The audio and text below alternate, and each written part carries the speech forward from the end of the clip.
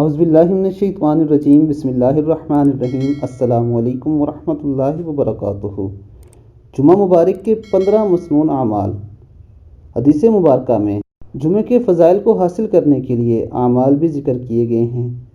جمعے کے مسنون و مستحب اعمال یہ ہیں: غسل کرنا، مسواک کرنا، خوشبو لگانا، عمدہ لباس پہننا، تیل لگانا، نماز فجر میں امام کا سورہ سجدہ اور سورہ دہر کی تلاوت کرنا، نماز جمعہ کے لیے پیدل جانا، جمعے کے لیے مسجد میں جلدی جانا، امام کے قریب بیٹھنا، جمعے کی خطبے کو خاموشی کے ساتھ سننا، نماز جمعہ میں امام صاحب کا سورہ اعلیٰ اور سورہ غاشیہ یا سورہ جمعہ اور سورہ منافقین کی تلاوت کرنا، جمعے کے دن درود پاک کثرت سے پڑھنا، جمعے کے دن دعا مانگنا، خاص کر دونوں خطبوں اور عصر سے مغرب کے درمیان۔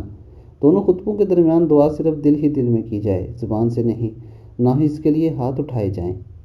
جمعے کے دن سورہ کہف کی تلاوت کرنا افضل ہے۔ حدیث مبارکہ میں سورہ کہف کے پڑھنے کے فضائل مذکور ہیں۔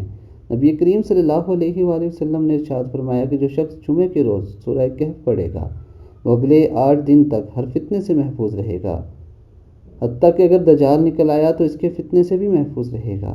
جس نے جمعے کی شب میں سورہ طغان پڑھی اس کی مغفرت کر دی جاتی ہے۔